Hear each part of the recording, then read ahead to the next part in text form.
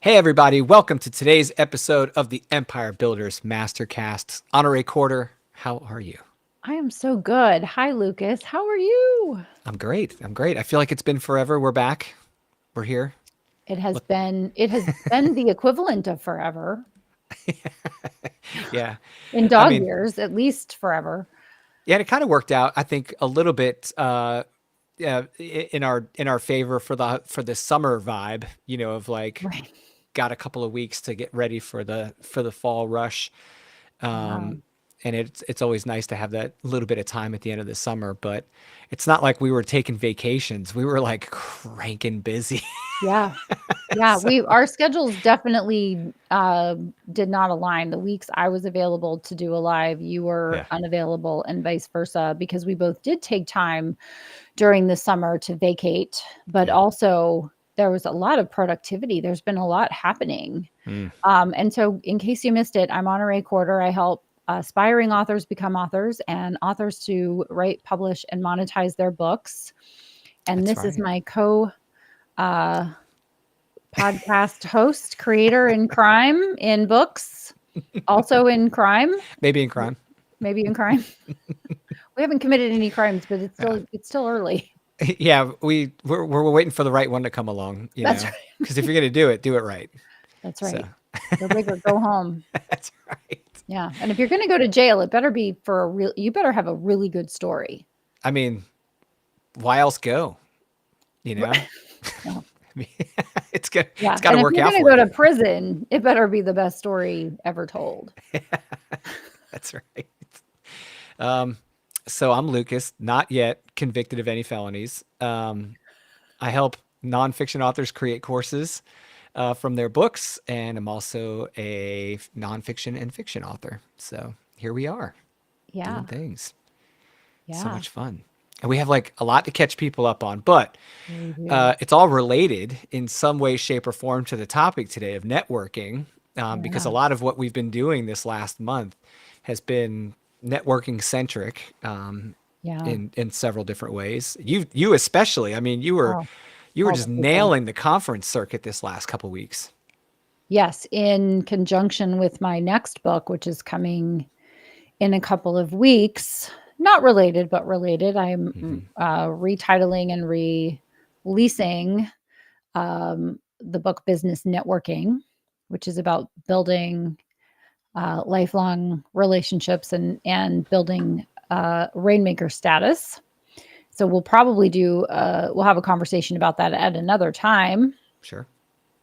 But in conjunction of that, I was doing a lot of gripping and grinning and shaking and baking and entertaining and just developing amazing relationships. I attended, and I think you've got a couple of conferences under your belt too in the not too recent past. This is definitely Yeah. conference season, right? Summertime Yeah. is conference season, and it's definitely that for authors of all different genres and topics. And Yeah. so I attended in subsequent weeks Killer Nashville, which was awesome. And it Yeah. is for mystery, suspense, and thriller writers. And so I did two presentations there. And you can ask me any questions about any of that. And then I attempted to attend BoucherCon, which is a reader conference. It's the largest mystery readers conference and also a ball. Saw authors I knew, met authors that I didn't know, made connections. So many cool connections there. And then I came home not quite dead, but close. You barely survived I Killer barely Nashville. I barely survived Killer Nashville, and then added a second conference on top of it, which is just not the best idea for. And I would consider myself an ambivert, but I definitely recharge Yeah. alone. And conferences are the exact opposite of alone. Yeah. So I think I'm still hungover. I think I still have conference hangover from the conference ending this past Sunday. Right. Yeah. Yeah. I mean, you and I have talked about that before. Like when I went to StokerCon, I came back and I was like all out of sorts for days. It had nothing to do with the trip to California and back. It had everything to do with the fact that for 3 days you're just like on, light Yeah. switch the whole time. Well, and you don't want to stop when you're in it. When I'm in it, I'm just like, and what do you write? And who are you? And oh my gosh, my to be read pile, it was to the Yeah. moon and back. And now I think I'm going to Pluto. Well, and there's like a thing. I think people assume that you're going to conferences for specific reasons. And I mean, the networking Mm, side of it is one part. Like for me, a lot of times it's book yeah, sales because they're fiction sure. based and it's an author reader conference where they can get signed books and they can buy books and all the things like you were saying. Yeah. You can grow your TBR, but from our side of the fence, it's multifaceted. Not only are you there Right. to meet the other people in your industry, but at Yeah. these reader conferences, you're there to meet readers, and so Right. it's like a you have to keep switching tracks, because you don't want to talk Yeah. to the readers about like nerd author stuff, and you don't want to, No. the nerd authors folks might not actually be interested in all the details of your stories. Yes. And my favorite thing about meeting authors is, and I'll tell my favorite reader story in just a second, but my favorite thing about meeting authors is they're mostly the most famous people you've never heard of or you've never Right. met, and you wouldn't necessarily recognize them. So you have to Hmm. really know who's who at the zoo, right? By reading the conference manual and looking up who's going to be there and looking up what they've done, and and then just talking to them. They're just people. So there's an author who writes thriller suspense I've read for years, Hank Philippi Ryan, and we were in line at Starbucks together, and I recognized her, and she turned around and just started talking to me, super friendly in the line, and I couldn't see her name tag, but I knew who she was. And then there was another woman who just started talking to us. So while we're in this line that thankfully took forever, right? They were taking forever, and they were like, "Oh, the line is taking forever," and I'm like, "I know, this is great." Can I pay to not let the Yes, line can I move? pay them to not hurry because I'm enjoying this conversation? And then she was like, and tell me about you and all that stuff. And I was like, and you're Hank, right? And she goes, yes. And I was like, I'm a longtime reader of yours. Love your work. Thank you so much for writing. And she was like, oh, that's so super gracious, super lovely. Everyone is down to earth. They're all there for the same reasons. And I think you can go to conferences to learn. And I think that that's wonderful. But my favorite parts of conferences are the hallways and the Mhm. lounge areas and the conference center where you're connecting with other people, because you just never know who you're going to talk to, what synergies you're going to discover, who you're going to make friends with. And it's a great opportunity to be in this bubble. Right. And so I made some very good friends at Killer Nashville, thanks to Patrick O'Donnell. I want to give a shout out to Rick Rybicki and Jody Burnett. And I'm reading both of their books right now as fast as my little eyes will take me in the middle of doing all the things, right? It's like this conundrum of like, what do I do? I can only do one thing at a time. What do I do right now? But it was great to come home and just go back, kind of pull in the cocoon and then be like, I'll be reading. So my favorite reader story before I forget is I was waiting to do a panel. Hmm. And so we were at the Gaylord in Nashville, which is this humongous conference center. There were simultaneously multi-thousands of people attending different conferences. So like Tractor Supply was having their conference. There were two other conferences happening and BoucherCon at the same time. Wow. And so I was like, oh, I'm going to only walk to my room one time and just wait. And I don't want to be searching for it at the last minute. So I got there and they had this nice little seating area. And I'm sitting there by myself because everyone's gone in the conference. And this woman comes up and she sits down and I said, are you an author? And she goes, no, I'm a reader. And I was like, what do you like to read? And she goes, everything. It doesn't matter. It just has to have a murder. She's my favorite kind of reader. Right? I'll read everything. And somebody had left because we got these incredible gift bags. They gave you 4 tickets to go to the book room and you could pick 4 of any book there. Hmm. So there were just stacks and stacks and stacks of books That's a by all great different idea. publishers. And they just had 4 little coupons. And so you could pick 4 books, which is an impossibility, right? But you Right. could only have 4 books because they weren't selling any books. They were only the 4 anyway. and someone had, and so they also gave us this gift bag. It had a t-shirt in it. It had all sorts of wonderful things in it. The gift bag is epic. I'm going to use it from now on as my model for like when I do gift bags, because they were totes, so you could carry all the stuff around. And somebody had taken one of the gifts and left it on the table, and she goes, "Who would leave this? What's wrong with them?" And I was like, "Who would abandon a book? I mean, it's cause for a medical examination, right?" And we just Yeah. had this lovely conversation Get about bounced. how she found out about VoucherCon is somebody wrote about it in their book. And she went, Oh, and their really? fiction book. Yeah, two characters were like, "Well, how did you meet this person?"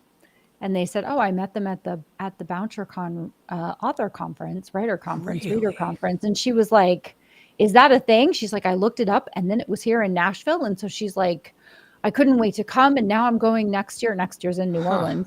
Yeah. So I'll see you there, Lucas. Wow. Anyway, Yeah. I'm very much interested in going. yeah. So anyway, super Yeah. fun conferences, had a ball. Killer Nashville is obviously here every year, and then VoucherCon floats around, and they put them close together for the people who are traveling who go to both. Just go to But both. but Yeah. boy, there were a lot of us walking around at VoucherCon going You know, Yeah. I would assume they're gonna like flip flop the order every year just to be fair to the conferences. You know, it's like Well, no, they're all independent. I think they just put them together. I that's think, what I'm saying. Like, you but know, next year if you're it's Killer coordinated enough, Nashville in August right? and VoucherCon in New Orleans in September. So there's a So they're nice still in the same order. recovery Yeah. break. There's a nice recovery Yeah. break there for those of us who will attend Nice. Yeah. everything. Yeah. Well, and I think part of the reason why it's so nice to connect with readers at those events, because I mean, you know, like it's like you were saying, you meet all these authors, and sometimes, Mhm. well, authors are readers, so you usually meet people that are fans of your work as well, but they're usually in the same profession, or they're at least interested in that same profession. But Yeah. it's super cool when you go to like a reader specific conference where like there are tons of readers and it's not just focused on authors and craft and all Right. that stuff, because even the panels end up being themed much differently. Like when I go to StokerCon, it's for the Horror Writers Association, so the main audience are publishers, writers, A bunch of agents. deranged, sick people. I Yeah, mean, the just best kidding. time you've ever had in a Don't hotel kill me. lobby. Don't kill me in your next book. Yeah. But then, you know, when you go to a thing like AuthorCon, which is run by a nonprofit, which is Scares That Care, which is like, you know, they donate Mm, money to families with cancer and childhood illness and all that. right.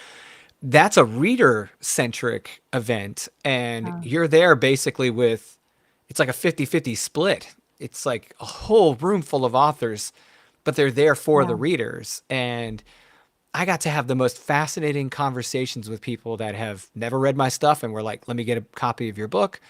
And then people that have read your stuff, you've actually met online and you've never seen this person face to face Yeah. before. Which is so cool, right? Yeah. And I think it's important for us to really talk about things to consider when you're Hmm. going to a conference, Yeah. Yeah.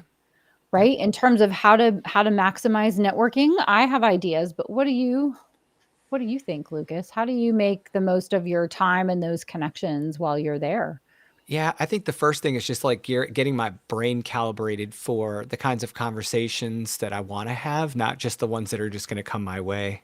So I'm very big on like if I'm going to a conference where it's a lot of industry folks, I want to learn maybe like how to address certain things in my own profession that I'm either experiencing for the first time or whatever. So I'll seek advice from other people Yeah. in those conferences. Yep. I'll be looking at like the way people are doing handling their business through that lens instead of just like I'm just here and seeing everything. So I kind of try to prioritize my own, you know, I hate to say needs for what's happening in my business right now, but I do. I think about like where am I at right now and where do I need to be going and how are other people doing that? And I look at that in the conference because you're surrounded by pros. Like, Right. you know how many times I've sat like 3 feet from Jonathan Mayberry and Did you watched him tell him on a I said panel? hi? Yeah. Well, the first time I was at a conference where I saw him was at 20 books, right? yeah, 20 books last Yeah. year. And Yeah. then he was at StokerCon this year and I was at a panel with him. One of the reasons why Jonathan Mayberry is fascinating to me at conferences is because A, he's done what I want to do successfully, Mhm. and B, he's like the most approachable dude. As So, are you. So you've well, got one box checked already, which I think, but yeah, it's important to be approachable sure. and be Yeah. human, right? Oh, yeah, absolutely. Especially as a writer. In every profession, I All right. think it's important for people to feel like they can talk to you, but as a Sure. writer, you're asking people to Yeah. give you their time primarily. Yeah. I So mean, anyway, and the specific thing on like the filter I have in place with him in particular is that he's a multi-genre writer. And there's a lot of people out there who will say, no, no, no, don't betray the algorithms. Stay in this very tight yeah, lane. You'll end up messing up your career. yeah. And then you meet Jonathan Mayberry, and he's like, I write crime, I write sci-fi, I write horror, I write comic Mystery, books. thriller, comic Yeah, books. he edits anthologies, he You writes too can write a novels. romance novel, Lucas. I could, although if I went that far out of the lines and it had nothing to do with horror or thriller, I would definitely use a pen name. Yeah, you'd have to use another pen name for sure. It's just like so far like Until you away. have a name like Jonathan Mayberry Right. or James Patterson. I'm reading Tiger Tiger, which is Right. a nonfiction biography about Mm. Tiger Woods, Right. written by James Patterson. But Hmm. the combination of those two people, I went, bye now. Right. Right. So when you have a name that's that recognizable, and that day will come, everyone mark my words, We'll for see. Lucas, that day will come. Thank you. Yes. You'll be able to write whatever you want. Wherever the wind blows you, you'll be able to do whatever you want. That's Yeah. my prediction. I Yeah. mean, so I think it's good to be able to like find kind of unofficial mentors and people to, kind of Mhm. model yourself after. On the flip 100%. side of that, I have met some people that were definitely very far ahead of me in their careers as a writer. And after meeting them, I'm like, I will not be modeling myself after that person. Yeah. So I So think, what specifically? What did you discover that you thought? Because uh, it's interesting, right? We're right. suggesting that you go and network, Yeah. and what are you looking for, either to do or not do? I'm absolutely curious about that. So I've met a couple of authors who aren't very good talking to people, and I'm not talking about being like, "Hey," pew, not like that. When we say networking, I'm not talking about like putting on a fake face, like being yourself and being a good human to other humans. So if you go to a conference and everyone, gets to meet a person and they end up being exactly who they are, Yes. and you can respect who they are, that's helpful. When Yeah. someone is not someone who you could respect because they don't treat people well or they don't interact with people in a professional manner, that's a no for me. So Right. I've gone to conferences where it's mostly writers, and I've been like, "Hey, I want to get a copy of your book." We've talked to each other on socials, and they don't even make eye contact with you. They're not like wanting to talk to you at all. They're like, "Yeah, yeah, what's your name?" And you're like, "Lucas," and they're like, "Yeah, here you go, man." Like, and they just hand it to you, and like they're just It's like, a transaction "Yeah, combined probably with right, social awkwardness that right, comes from being an introvert and so not having social skills. And you can be an introvert right." and not really enjoy the process of talking to people. But I met the lovely and fantastic Mark Cameron. Hmm. So ask me about that when you're done sharing your story, because I want to talk. I want to talk about how wonderful he. I want to say who he is, and then I want to talk about him, because I think he pulls a page right out of the introvert who doesn't love it but does it, and does it beautifully. Yeah, I mean, I have a friend like that, who is the most introverted person and will sit there and absolutely just kind of sit in their little world at a conference like that. But when you approach them, they're kind, they're I can hear you. interested, I'm right here. you know, it's like, hey man, you're actually someone I would want to interact with. And Yeah. he might not be 100% comfortable in the room, or with the circumstances, but he's still Yeah. respectful and professional. And Right. that's I guess the big thing for me is like you're respectful and you're professional. So Well, and also get excited about the fact that you're talking to someone about your book, yeah, the it's book cool. that you spent a lot of hours writing, and keep in mind the number one way people find out about a book is through recommendation. Yeah. And so if you've ever met your favorite actor, author, uh, postmaster, right?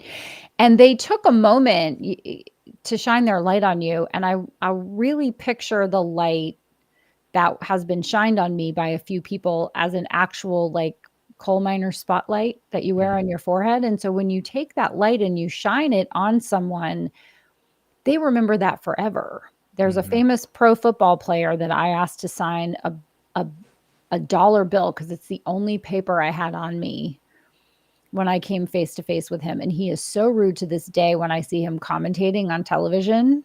I'm always like, oh, that guy. Right. And of course, Byron is a fan of his because they hail from the great state of Louisiana. I'm probably narrowing it down. Now you've got some good room Yeah, I still. know, I've got some good room in there, but you know who you are. Right? So super rude. It's like my stepson at the time is a super big fan of yours. This is the only paper I have. Is there any way you could sign it? It would totally make his day. He's like, no. And just at the Pro Bowl, so totally rude. I was like, wow, all right then. Right? Did he play for the Cowboys? No, Okay, good. no former Cowboys were rude in this scenario. Anyway, um, As a Giants fan, I'm expecting it's either coming from one of expecting it two to be teams. yeah, we're expecting him to be a Cowboy because not America's team Yeah. if you're a New Yorker. Anyway, um, Who do you think you are calling yourself America's team? that's right. But go ahead. Sorry. I think we just made a hard left at ESPN right now. I think we're in trouble. We So never get anyway, hate mail. We're going to get hate mail for this one. yeah.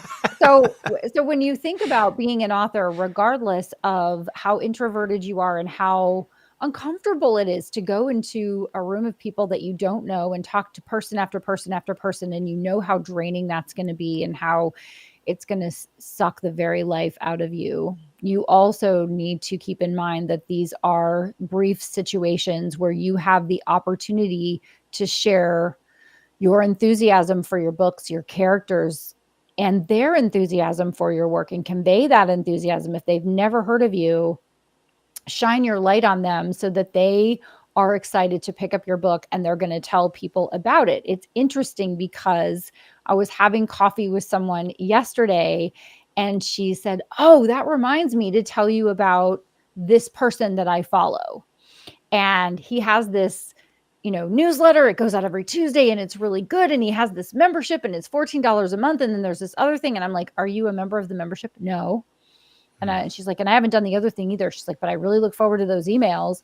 And she's like, "And I'm telling you about it." And I was like, "That's how it works. It's here we are. Mm-hmm. We're sitting in a coffee shop. I've never heard of this guy." Now I'm like, okay, now I'm going to get yet another newsletter in my inbox. I'm probably going to start paying $14 a month to be part of their community or whatever. I'm going to buy all the things because someone told me about them. And Yeah. here we go. Right. Yeah.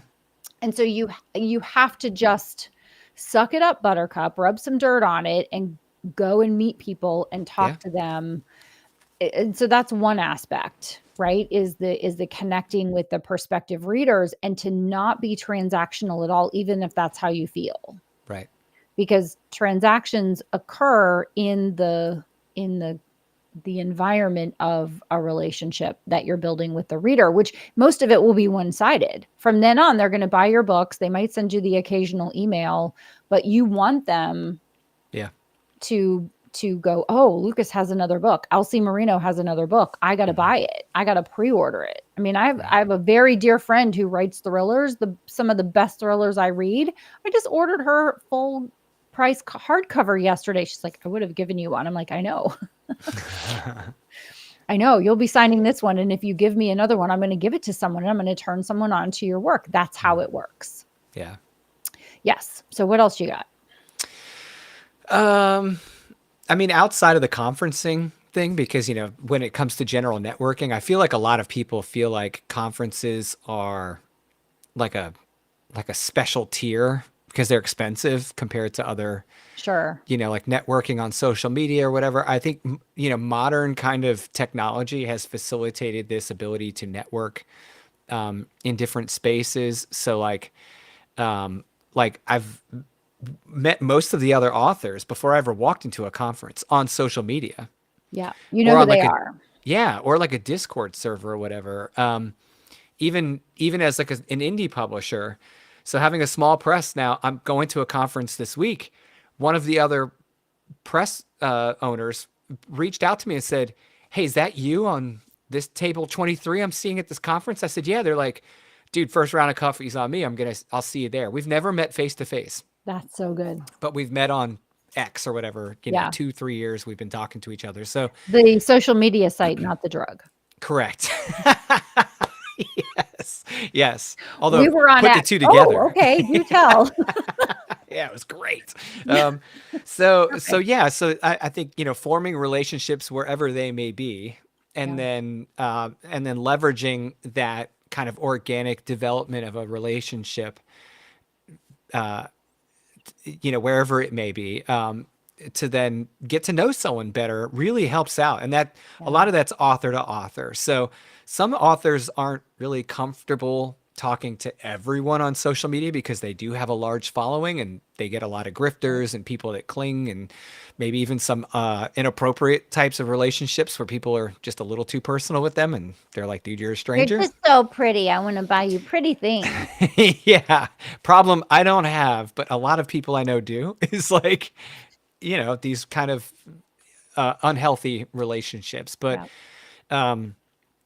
yeah, I think that because of that, there's a hesitation sometimes to connect quickly with people. And Yeah. I think you have to be aware of the fact that you are networking Yeah. on social media and it is professional and it isn't just a place to like drop your grievances, because other authors are reading what you're saying, and other event planners are reading what you're saying, and readers are seeing what you're saying. And so Yeah. if that's not part of your brand, you got to be careful that it doesn't actually reflect negatively on your brand. And, Right. so for me, a lot of the connections I made with authors was on social media first. That was where most of my networking was happening. Yeah. But the place that it really takes hold is when you're breaking bread together, when you're Oh, sitting yeah. at a conference and you're connecting. Yeah. And so Patrick O'Donnell, who is the host of the Cops and Writers podcast, and he has the Cops and Writers Facebook group. He's a retired sergeant from the Milwaukee Police Department. And so he helps crime writers get their facts straight. Is the Right. gun right? Would this really happen? Would you get to ride in the front of the police car with no handcuffs on? Share a cup of coffee with the cop? I don't think so. So he's going to help make sure you get your facts right. Well, he brought Jody and Rick. He didn't bring them, but they also came to Pillar National. And so the four of us hung out and went to panels together. And I have to say, having author friends, author buddies, Hmm. is makes the conference even better. And so the panels, some were great, some weren't so great. The speakers, some were great, some weren't great. But when you have your author buddies with you and you're getting to go do things, and we went to dinner every night, we had a super good time. And these are the people that you ask to help you. Yeah. These are the people that asked you to help them. These are the people whose books you read, and your author friends are, it's almost an imperative to get to know the authors in your space. You need to know the other authors who write books like your books, because readers read so much faster than we're able to produce Sure. a book. I can read your book in an afternoon, but you can't write the next book in an afternoon. Oh my And God. so it's a right. Don't I wish? But That'd be great. wouldn't it be great? Yes, Blink. you can, according to anyone with ChatGPT, right? Oh, oh, it's not. Behave. I don't know if you saw the whole NaNoWriMo thing that's going on right now. I haven't seen that. Oh, But there's nothing more fun yeah. than some kind of an publishing meltdown. So we'll talk Yes. about it. We'll talk later. We'll Um, talk over coffee. we'll talk over coffee later. Yeah. Um, but knowing the other authors in your space, even as you're writing. So even as I'm working on a thriller, even as I'm working on a cozy series, I'm getting to know who the other cozy authors are. I'm getting to know other thriller writers from a respectful distance with no expectations, right? Sure. I'm not Sure. I think there's strategic planning, and then there's Right. the next level, which is bad, right? People who want to make friends with other people just for an outcome. Right. That's not what I'm talking about. Right. But it's helpful to read all of the books in your genre or in your area of expertise so that you know what other books are out there, because Sure. there's no such thing as a person who reads one book and one author and no other books and no other authors. There's no such thing. So it's a mandate to know other authors for several reasons. One, you want to be recommending your author friends' books to your readers in between your books, right?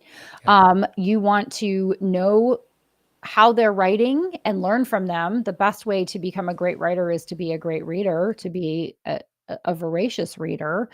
You want to know the space, the landscape, and all the things. And then also, they just make the world a better place, because in as much as our spouses are imminently supportive, right? Mm-hmm. Shout out to Byron and Tammy. Um, Other writers only understand other writers, Hmm. right? I think Yeah.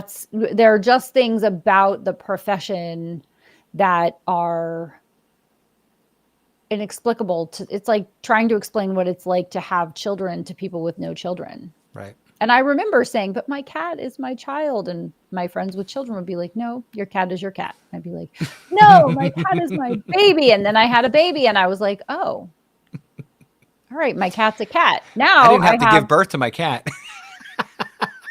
It my starts cat right there. doesn't talk back. I mean, there are benefits, right? So now I have the children and the dogs and the cats, and it's like it's a toss up on any given Sunday. But that's a conversation for another day. Nevertheless, You know, drive your um, cat to school every morning and pick it that's back right. up. And, That's right. uh, So all of that to say is it's really helpful to have people in your profession that understand the comings and goings and machinations of your profession.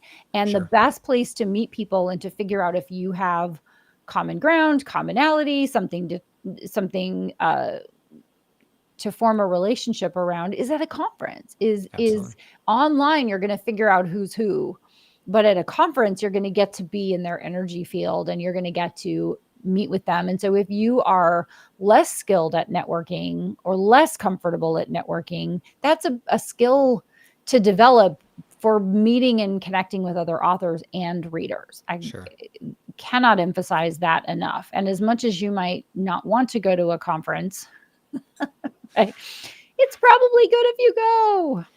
Yeah, I mean, and you can use those things like social media kind of soften the landing with people Yeah. beforehand. So if you get into these groups, so for example, I'm going to, or when I went to AuthorCon, I knew a bunch of the other horror authors, but the readers that were going to attend this very reader focused conference were a lot of them are in this one Facebook group that has Yeah. thousands of people in it. Uh-huh.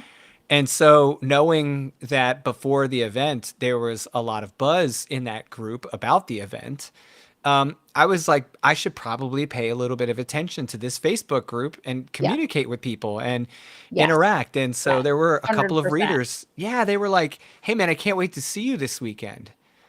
Like Yeah. just out of the blue. And I'm like, that's so nice to hear. I'm like, yeah, I can't wait to see you as well. Here's where I'm going to be. Yep. And Yep. let's get a picture together. Like, I can't wait to talk to you. And like, then Yeah. you get to meet these people face to face, and it wasn't like this sudden thing. It was like we kind of like are already warmed up a little bit, and I know to expect to kind of interact with these people. And so that kind of, I think if you're like kind of hesitant to go to Yeah. conferences, or if you are selectively only going to a small number of them use those tools to kind of soften the landing Yes. before you get there.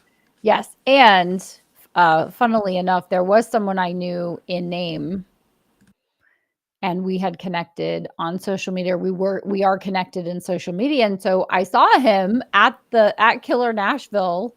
He had a table. So he was like, nothing says people should come up and talk to me and interact with me like having a table. And so I was like, hey, we haven't met in person. I know your name. I see you and all the things. And he was like, yeah.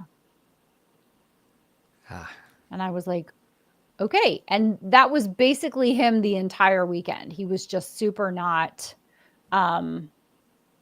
friendly. Yeah. See? Yeah. And now look at you. Jaded. Jaded. Just yes. angry. No, I mean, I don't feel like I know him any better. Yep. Than I did online. He doesn't necessarily have good press among other authors. And so I always want to have my own experience of someone, because what someone says about you is none of your business, but hopefully it's good. But if it isn't, you would at least want someone to give you the benefit of the doubt if they meet you in person. Right. So I wanted to meet him in person, and he lived up to the word on the street, unfortunately for him. And so now it's over. The event's over. We've broken up. No, but I'm just saying there's no reason for me to say it was great to meet you online. It was great to meet you in person. Like there's no reason for me to follow up and say, where will I see you? Will I see you at Author Nation, or would I see you at, Thriller Fest, or would I see you at next year's event? If you come in, when you come in early, let's grab a cup of coffee before we're completely, drained. I wanted to say that one of my strategies for conferences is to go right when the conference opens, get your name badge, get your name tag, and then go say hi to all the people in the booths, because it is a lot of work. There's a lot of schlepping. Yeah. There's a lot of forethought and planning that goes into having a booth or a table. And very often people just zoom by and don't say anything to you the entire time. And so what I do is I just get there early, and I just get the lay of the land, look around, see who's there, and say hi early when I'm full of energy and vim and vigor, and I'm super excited about the conference, and so are they. Right. So I made friends with an audiobook guy who's really cool. He doesn't write, and his wife, and they came in and they set up their thing, and they had the candy and they had all the things on the table. And so we just had a nice 20-minute conversation because nobody was really there yet. It was really cool to have that moment. And so I just went around. There weren't a lot of vendors at this particular conference, but I did make some really good connections very early in the process. And so now we're connected, right? Now we're building our relationship, which will be built over time.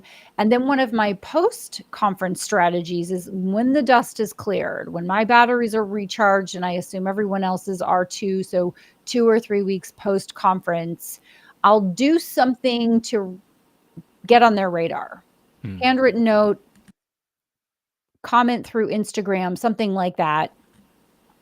Sign up for their newsletter and then reply to their newsletter. Just some kind of way to start the touches, right? The number of connection points that we have over time to really build that relationship, so that when they think of someone who needs my books and my services, they'll think of me because we built a relationship in advance of anyone needing anything. So they'll feel comfortable referring someone to me. I will feel the same.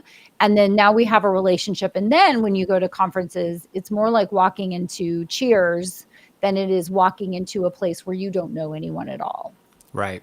Yeah. I mean, that is that quiet time in the halls or before the event or whatever. It really is nice because there's no distraction. There's no static. There's nothing pulling your attention away. If you have there's a lot of people that, like, I'm one of them. If I'm in a very, very active room, my ability to focus changes. I'm like, Yeah.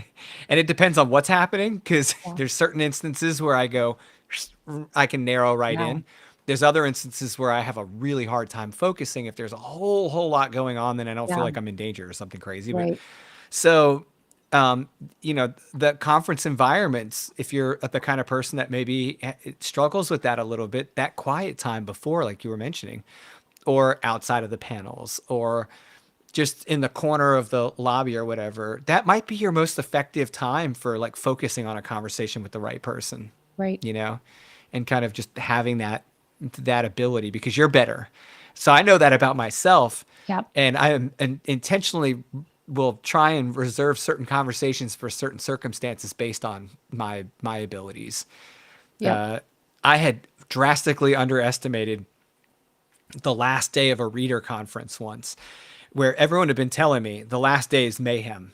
Like you're going to sell the most books, you're going to have the most conversations. It's like a mad dash. It's like the first 2 days people are picking, but they're not like really like doing their thing. They're They're kind of not working the committing room. because they have time. Yeah, and they're looking at all their options and they're meeting Yeah. everybody. And so Yeah. you're having like a Yeah. lot of, but then on the last day, it was like a blitz and I couldn't have those meaningful conversations. Yeah. Like I Yeah. was trying to have them, but they were like trying to run to the next 20 tables. So I Right. didn't want to be the guy that held them up. I'm like, Right. hey, let's get up sometime. And to your point, a lot of that was happening on social media after the event. Yep. Just hopping into someone's messages and saying, hey, thanks for that conversation. It really meant something to me. And Yep. Yep. I guess one last thing about conferences in particular, I didn't really know how to feel about this with other authors until I was like, man, that's kind of rough. Is not everyone gets the same shake when it comes to table placement or exposure or whatever. So I kind of go out of my way to go talk to the people that may not be the Yeah. most popular table or Yeah. may not have the Yeah. biggest name. Or one of my buddies who's Right. like fantastic was like shoved in a corner near the exit door and like no one was traffic, like there's no traffic by his Mm. tables and he's like the nicest human. So Mm. I made a point of like buying everything on his table and spending time hanging out with them and dragging other people over. Good. That's just like you, Lucas. You are just a kind soul like that. Well, thank you. But like, I just felt bad for him because he went like halfway across the country. Yeah. It's Yeah. like, you know, Well, that's why go talk to the people at the tables. Go talk to yeah, even when I go to in hmm, our county, there's an expo every year and people right, show up at their table. I go from table to table to table, and not everybody gives good table. right. Yeah, yeah, Right? Some hmm, people just miss the opportunity to go, "Well, who are you? Why are you yeah, stopping by?" Right? So I have to be the driver of the conversation, which is funny being the yeah, visitor. right, Welcome to my table. Have you heard of farmers insurance before? Do you have insurance? Do you live on a farm? right. Yeah, Have yeah, you properly insured your livestock? Like we should talk right, about this, right? So, right, not yeah, everyone understands. Like they just think having a table being a vendor is going to be enough, and you've got to have really good skills. But if you're the visitor of the table, having good skills is also helpful, right? Having good right, networking and relationship building skills is really helpful, right. and asking great questions can sometimes open people up. But there have been many times when I have just talked to people and just thought, why did you spend the $500 for this table? Because this is just bad. It's no good. It's not going to end well for you. Yeah. And you did a lot of schlepping.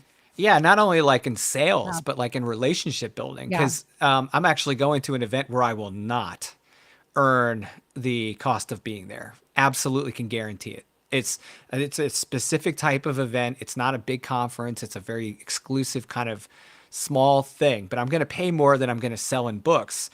That place is not where I'm thinking about book sales. It's where I'm thinking most about relationship building and how Yeah, much you are are. those relationships worth. Yep. So, you And know, that is worth many, many, many multiples of yes, what you will make in book sales, yes, what you will spend in gas, yeah. I mean, time, right? so there's certain circumstances where that fee is everything, and then It's a there's other rounding error. Right. There's other circumstances where it's like, yeah, no, this was a terrible investment. Like Yep. if you can't have that kind of like proximity Yep. and kind of private like intimacy with a group of other professionals in your industry or a group of readers that are like your ideal group, like there are so many like other benefits besides the book sale portion of an event, but there are times when the book sale is the thing, and Right. that table and the travel fees and everything, you know, that You gotta have offsetting good that cost. candy, you gotta collect information, Yeah. So actually, I wanted to ask you about swag. something that you're very active in that I'm not. And it happens to be more prevalent in the nonfiction world than in the fiction world because of the way, you know, books are structured and who you're marketing them to. But so far, we've been talking a lot about at conferences. But what about actual marketing events and marketing groups or networking? Sorry. What about actual networking groups and networking events? You know, not necessarily conferences, but smaller, more specifically geared networking type style events. How do you feel about those as an author? Is it any different for you than conferences? Well, it depends on the job of the book, right? So, specifically what you're talking about is nonfiction, and most nonfiction authors are experts in something, and they wanna be generating business, and so they're using their book to generate business, not generate book sales. Now Right. they're you don't have to do one or the other. Theoretically you want to do both depending on the job of your book. I have an author who's only given away books. He's never sold a single copy of his book ever. He's given away over 1,000 copies, physical copies of his Wow. book, and he's made $23 million to date Wow. from giving away books through the contracts that he signs. So he's taken out one of his competitors and Mhm. he's buying the other one. So there were three of them, and then there was one. Right. Right. So he's like, well, the other one folded, and this one I'm just going to buy That because worked out well. having a book has been great. So he's networking with his book. Right. Generally speaking, so I'm just speaking in generalities, generally speaking, because I have a bespoke book publishing service, the number one way that I uh, get clients is through referral. The second way is by meeting people, Hmm. happenstance meetings at networking events, right? And so I have a way that I introduce myself. I have a way that I develop the relationship. I have to get in front of people based on the type of service that I provide.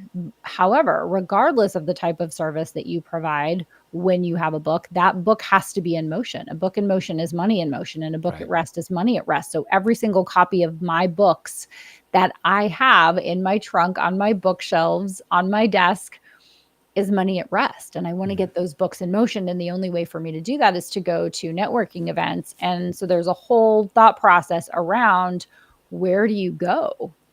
Right. Well, Because and you you're have in a major, and you're a metropolitan area, so you've got options. I was going to ask you, these so are more many localized, right? so many options. And so the type of clientele that I'm after is very specific. And so my job has been to find the places where my potential clients go, and or where the people who serve them as I do are, and go to those places and network and develop relationships with those people. Mhm. But nonfiction, just like fiction, there's a benefit to knowing other authors in that space, or knowing the other books that our clients are reading, and knowing those books and knowing those authors Sure. and being very well versed in it. And so people are hard pressed when they talk to me to say, have you ever heard of this book by this author? I'm like, yep, read it. It's my job, right? It's my job to create content, to get in front of people in ways that make sense for my business. And that's every nonfiction author. And it's just figuring out what are the best places for them to be, because you can only be so many places, Right. right? Yeah. Yeah. It's funny because on the fiction side, I think a lot of people miss that point. Like it's no different on the fiction side.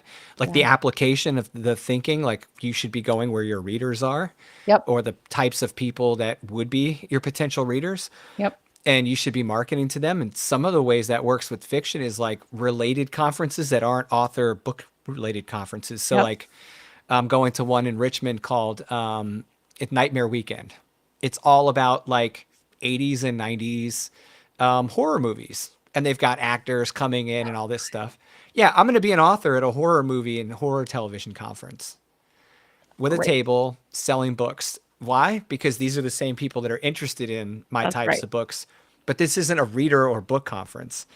And so, that's when you start thinking about where are my readers, Yep. it's not just like at the conference about reading horror or reading that type of nonfiction or Yep. self-help is, I mean, it's huge, right? I mean, Yep. how many self-help books are there out there? Yep.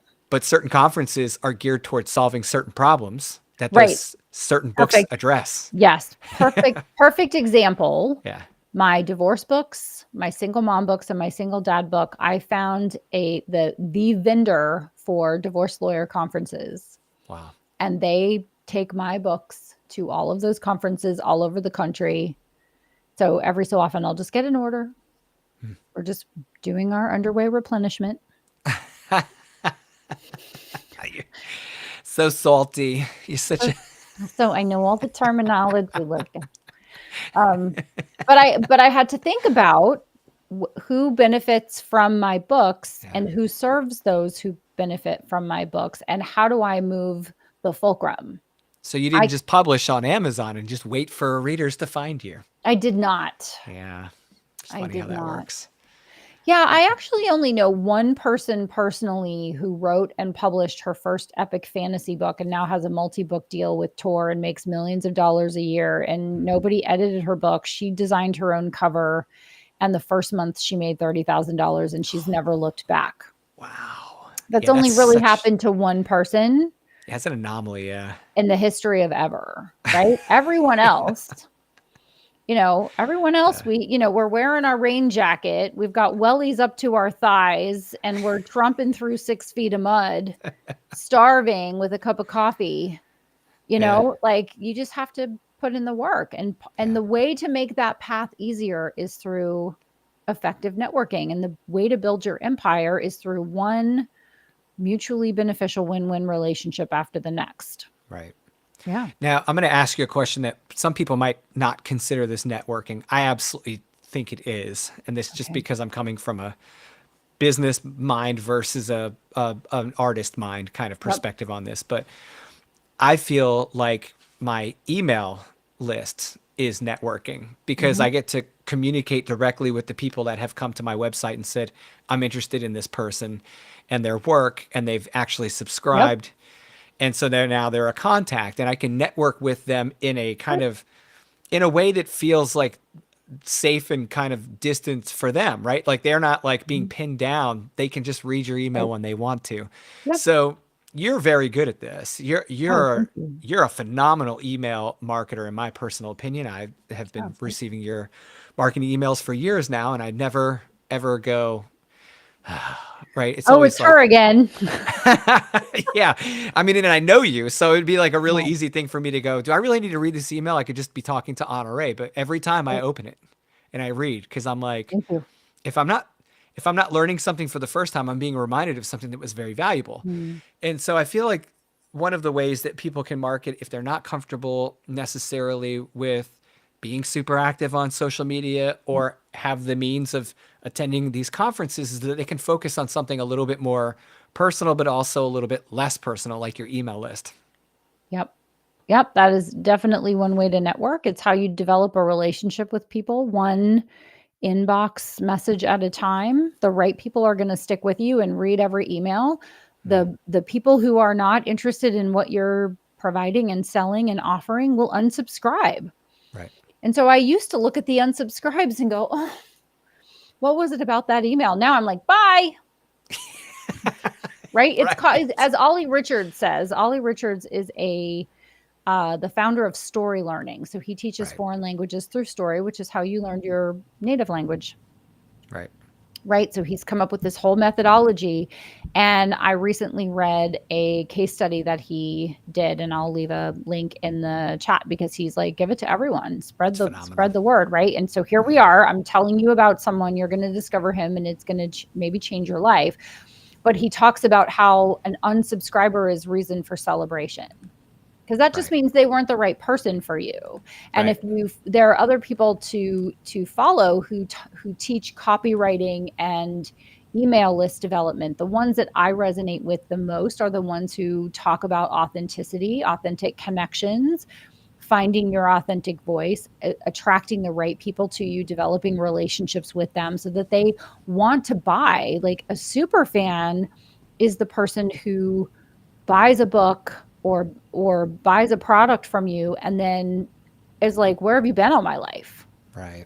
This is exactly what I want. And so we all want people who buy everything we sell and tell everyone they know about it. That's the name of the game, is to be so authentically awesome in yourself that other people are the right people can't wait for all of those things. Mm. And I had someone email me the other day and he's like, I'm on your fourth book and I'm just, I'm loving it. Thank you so much for all of your writing. And of course, I'm like, that's amazing. Thank you for writing. I'm so honored that you would read not just one book, but four. Yeah. And you're still looking at different things. That's amazing. And so you don't know who's reading, you don't know who's watching, you don't know who's listening, you don't know who's subscribing, but there are people that are very much paying attention to what you're doing and you just want to replicate that. And the easiest and fastest way to do that is through your email Right. list, because it's the only thing you own. You don't own Instagram, you don't own X. You might own ecstasy, but that's a conversation for another day. You don't own LinkedIn, you don't Yeah. own Facebook, right? None of those. You Right. don't own any, you don't even own the roster of the club you belong to. Right. Right? The clubs are the organizations you belong to. What you do own is your email list, and that should be your focus. Or as my friend Tim Grawl says, you have two jobs: to grow your email list and to ask yourself, what can I do to grow my email list? Those are your two Mm. functions, and everything else is secondary. Now there's a whole lot to that, and Sure. I still consider myself in kindergarten in two subject areas: one, French, and two, email. Because I feel like every time I figure something out, I pull back another layer of the onion and I'm like, oh, okay. There's something I should be doing. There's something I should be doing. I should be doing more effectively or differently. And it's Yeah. every single day. So I can't believe I just looked at the clock. The last time I looked, it was 10:43. Now it's 10:59. I'm not sure how that happened, Lucas. That's all good. To that second grade teacher who told me I would not make a living from talking, take that. I think I'm doing it. I never heard that from anyone, but I did have a senior officer tell me one time, you were born with two ears and one mouth for a reason. Right? Well, I I did. was I like, had to write on the blackboard in second grade 50 times. I will not make a living by talking. I will that's not make a living by terrible. talking. Oh, yeah. Yeah. Really? And I'm left-handed. So I was getting the chalk. Oh, yeah. I remember this like it was the sandwich I ate for lunch yesterday. That's 100%. hilarious. I will not make a living by talking. And I mean, it's like such a weird thing for a second grader to have to write, right? Super weird. But I had chalk But all in my hand, and then, of course, I was busted, so I had to take a note home, and I, like, had the little note in my Holly Hobby lunchbox that I had to give to my mom and dad, and so then I got in trouble with mom and dad for talking in class. Hmm. Well, well, now look at you. well, this was 1977, kids, and look what's happened. I think it's okay. Yeah. Yeah. And if you Odd. had a Holly Hobby lunchbox, I want you to leave a message in the comment because you are I my did not. I had Star Wars though. You had Star Wars. Well, you're Yeah. younger than me, so you would have Yeah. been the I had the early '80s like tin, like yeah, yeah, with the metal with the like metal clasp on it. latch. Yeah. Uh-huh. Yep, with the handle, you could whack somebody with it. Oh my gosh. I did. I beat the crap out of my brother's legs with it. Yeah. Just No, yeah, whack, those whack, were whack. those were the days, Lucas. Yeah, and then we went to plastic, and it all went downhill. That's right. That's right. Uh, I remember like if you washed the one that was plastic too much, like the sticker on the front would start to peel off, but like Uh-huh. the metal ones, they were just Yeah. like good They're old they stamped think tin. you could use them today. I could be literally Yeah, carrying my lunch around in my Holly Hobby lunchbox. That thing was made of steel, right? yeah. I probably have aluminum poisoning from all the food I ate. Yeah, it's fine. We're fine. It's all right. That and Everything's the fine. deodorant, we're gonna be fine. That's right. I have enough aluminum in my body to make like a a couple of cases of beer or whatever. But That's right. anyway, this was a good time. We've kind of like run out of time to do some of the things we usually do. But do you Yeah. want to do like a rapid fire like list of like 2 or 3 books that you've been reading? Well, I've been reading clients' books, so I can't talk about them. Yeah, me Um, too. yeah. So So maybe not. so we can talk about your most recent book, which is, what did you most Um, recently release? oh, my most recent release was Burn the Girls. Okay. But my upcoming release is Bless the Mother. Okay. So And my most recent release is Vision to Reality: How Short-Term Massive Action Equals Long-Term Maximum Results. And my upcoming release is Business Networking: Become a Rainmaker and Develop Long-Lasting Relationships that will stand the test of time. And love it. so that will come out on September the 23rd of this month. And then my next book is coming October the 28th, but we'll have to come back and talk about that later. Excellent. Yeah. Can't Well, wait. All right. Well, guys, if you've been watching our show for a while, you're probably familiar with our cadence. That is going to change a little bit because we're not going to be yeah. doing weekly lives anymore. We're spacing some things out so we can focus on other elements of the business and Yeah. communicating with you guys. So if you like the very frequent conversations and stuff, go to our website and join our email list. Speaking of, and or you can also find us on Substack. So go check out Substack, and you can follow us there as well. And we've been dropping tons of nuggets. Honoree's been kind enough to write these really insightful, valuable articles that she's been releasing on the newsletter. So I encourage you guys to go check that out so that you can communicate with us on a regular basis. And Um, then keep your eyes peeled because we'll be putting out some future videos, just not every week. So yeah. Well, we'll be back. This isn't the end. that's This is right. just the beginning of what's That's right. next for us. And we have over 100 videos. So you have Yes. 100+ hours of content to consume. So if this is the first time Yes. you've ever seen us, we have lots of good content that we crafted for you, and it will walk you through the entire process of crafting, writing, publishing, launching, marketing, and monetizing your book, building courses, building That's other right. income streams. There is a lot for you on this channel and on our podcast. So check all of that out. Send us a note, leave a comment, and say hello. And thank you for hanging in there this long today and listening and watching. We appreciate you.